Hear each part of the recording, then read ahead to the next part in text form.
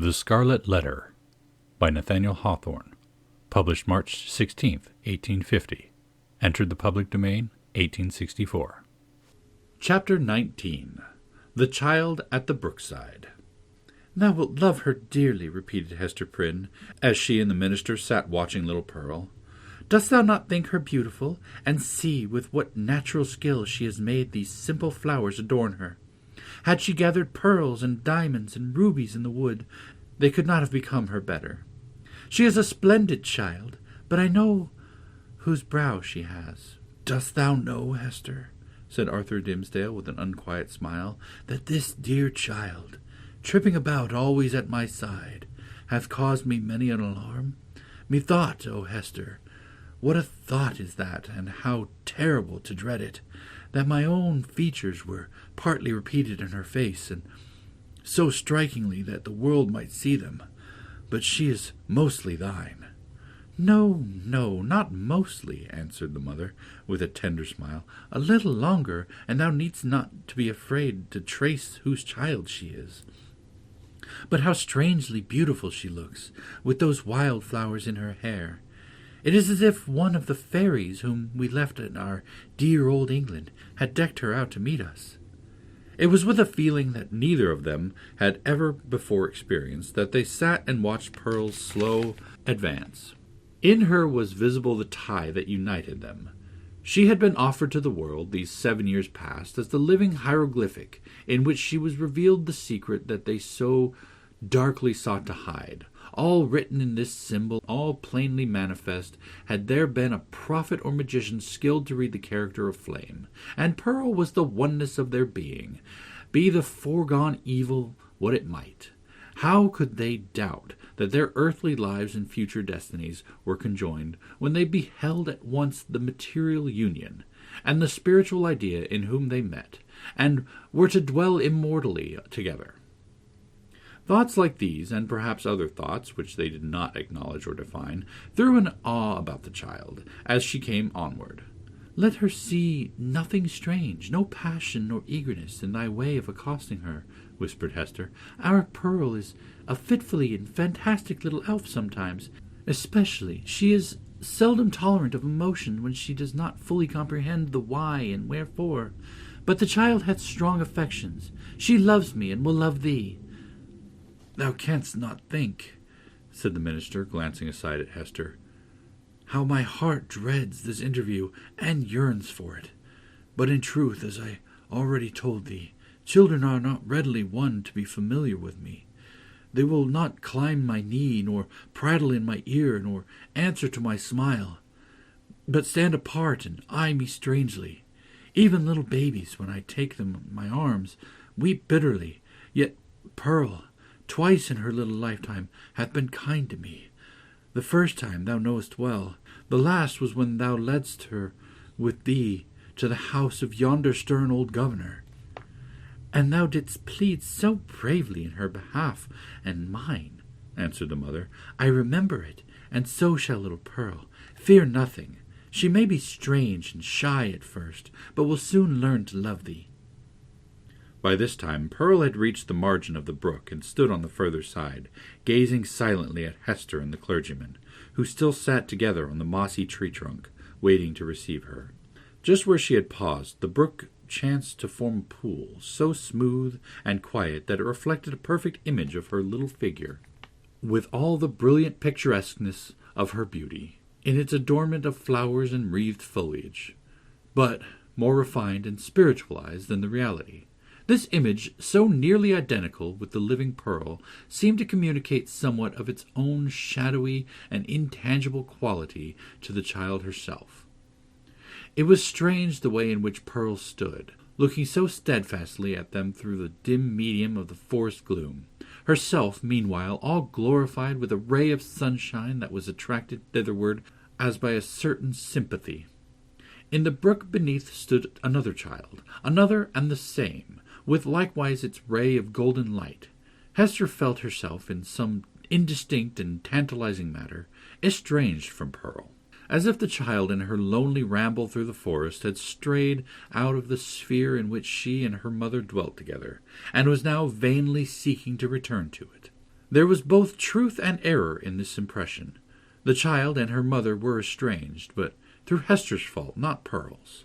Since the latter rambled from her side, another inmate had been admitted within the circle of her mother's feelings, and so modified the aspect of them all, that Pearl, the returning wanderer, could not find her wonted place, and hardly knew where she was. "I have a strange fancy," observed the sensitive minister, "that this brook is the boundary between two worlds, and that thou canst never meet thy Pearl again.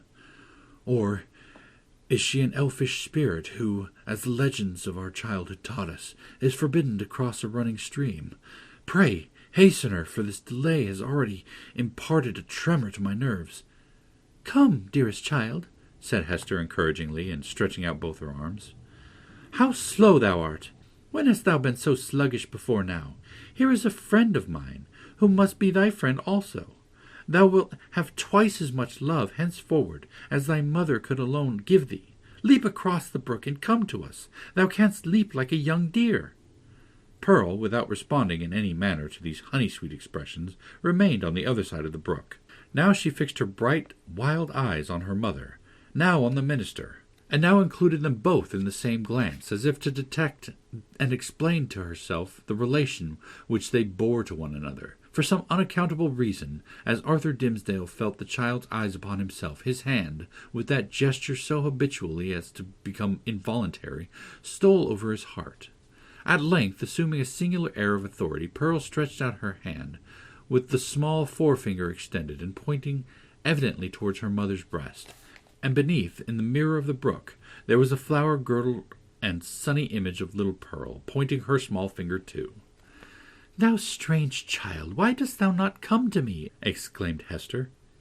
Pearl, still pointing with her forefinger, and a frown gathered at her brow, the more impressive from the childish, almost baby-like aspect of the features that conveyed it. As her mother still kept beckoning to her, and arraying her face in a holiday suit of unaccustomed smiles, the child stamped her foot with a yet more imperious look and gesture.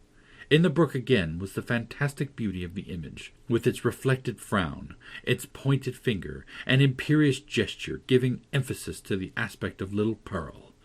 "Hasten, Pearl, or I shall be angry with thee," cried Hester Prynne, who, however inured to such behaviour of the elf-child's part at other seasons, was naturally anxious for a more seemly deportment now. "Leap across the brook, naughty child, and run hither, else I must come to thee." But Pearl, not a whit startled by her mother's threats, any more than mollified by her entreaties, now suddenly burst into a fit of passion, gesticulating violently and throwing her small figure into the most extravagant contortions. She accompanied this wild outbreak with piercing shrieks which the woods reverberated on all sides, so that, alone as she was in her childish and unreasonable wrath, it seemed as if a hidden multitude were lending her their sympathy and encouragement. Seen in the brook once more was the shadowy wrath of Pearl's image, crowned and girdled with flowers, but stamping its foot, wildly gesticulating, and, in the midst of all, still pointing its small forefinger at Hester's bosom. "I see what ails the child," whispered Hester to the clergyman, and turning pale in spite of a strong effort to conceal her trouble and annoyance. "Children will not abide the slightest, change in the accustomed aspect of things that are daily before their eyes. Pearl misses something which she has always seen me wear." "I pray you," answered the minister, "if thou hast any means of pacifying the child, do it forthwith, save it were the cankered wrath of an old witch like Mistress Hibbins," added he, attempting to smile. "I know nothing that I would not sooner encounter than this passion in a child. In Pearl's young beauty, as in the wrinkled witch, it has a preternatural effect. Pacify her if thou lovest me."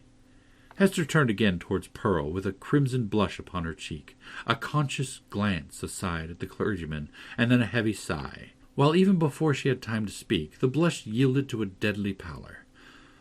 "Pearl," she said sadly, "look down at thy feet, there, before thee, on the hither side of the brook." The child turned her eyes to the point indicated, and there lay the Scarlet Letter, so close upon the margin of the stream that the gold embroidery was reflected in it. "Bring it hither," said Hester. "Come now and take it up," answered Pearl. "Was ever such a child?" observed Hester, aside to the minister. "Oh, I have much to tell thee about her, but in very truth she is right as regards this hateful token. I must bear its torture yet a little longer, only a few days longer, until we shall have left this region and look back hither as to a land which we have dreamed of. The forest cannot hide it. The mid-ocean shall take it from my hand and swallow it up forever."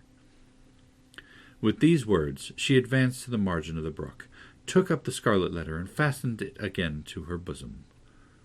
Hopefully, but a moment ago, as Hester had spoken of drowning it in the deep sea, there was a sense of inevitable doom upon her. As she thus received back this deadly symbol from the hand of fate, she had flung it into infinite space. She had drawn an hour's free breath, and here again was the scarlet misery glittering on that old spot. So it ever is, whether thus typified or no, that an evil deed invests itself with the character of doom. Hester next gathered up the heavy tresses of her hair and confined them beneath her cap. As if there was a withering spell in the sad letter, her beauty, the warmth and richness of her womanhood, departed like fading sunshine, and a grey shadow seemed to fall across her. When the dreary change was wrought, she extended her hand to Pearl. "Dost thou know thy mother now, child?" asked she reproachfully, but with a subdued tone. "Wilt thou come across the brook and own thy mother, now that she has had her shame upon her, now that she is sad?" "Yes, now I will," answered the child, bounding across the brook and clasping Hester in her arms. "Now thou art my mother indeed, and I am thy little Pearl." In a mood of tenderness that was not usual with her, she drew down her mother's head and kissed her brow and both her cheeks. But then, by a kind of necessity that always impelled this child to alloy whatever comfort she might chance to give with a throb of anguish, Pearl put her mouth and kissed the scarlet letter too. "That was not kind," said Hester. "When thou hast shown me a little love, thou mockest me." "Why does the minister sit yonder?" asked Pearl. "He waits to welcome thee," replied her mother. "Come thou, and entreat his blessing. He loves thee, my little Pearl, and loves thy mother too. Wilt thou not love him? Come, he longs to greet thee." "Does he love us?" said Pearl, looking up with acute intelligence in her mother's face. "Will he go back with us, hand in hand, we three together, into the town?" "Not now, dear child," answered Hester. "But in days to come he will walk hand in hand with us. We will have a home and fireside of our own, and thou shalt sit upon his knee, and he will teach thee many things, and love thee dearly. Thou wilt love him, wilt thou not?" "And will he always keep his hand over his heart?" inquired Pearl. "Foolish child, what a question is that!" exclaimed her mother. "Come and ask his blessing."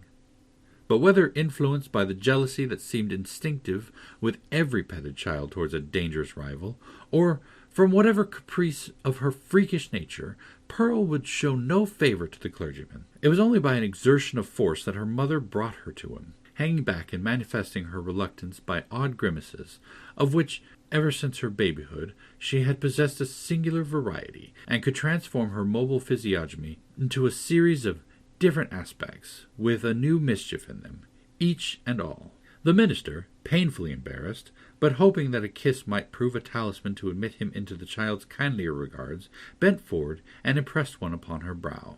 Hereupon Pearl broke away from her mother, and, running to the brook, stooped over it and bathed her forehead until the unwelcome kiss was quite washed off and diffused through the long lapse of the gliding water. She then remained apart, silently watching Hester and the clergyman while they talked together, and made such arrangements as were suggested by this new position, and the purposes soon to be fulfilled. And now this fateful interview had come to a close. The dell was to be left a solitude among its dark old trees, which, with their multitudinous tongues, would whisper long of what had passed there, and no mortal be wiser. And the melancholy brook would add this other tale to the mystery with which its little heart was already overburdened, and whereof it still kept up a murmuring babble, with not a whit more cheerfulness of tone than for ages heretofore. End of chapter 19.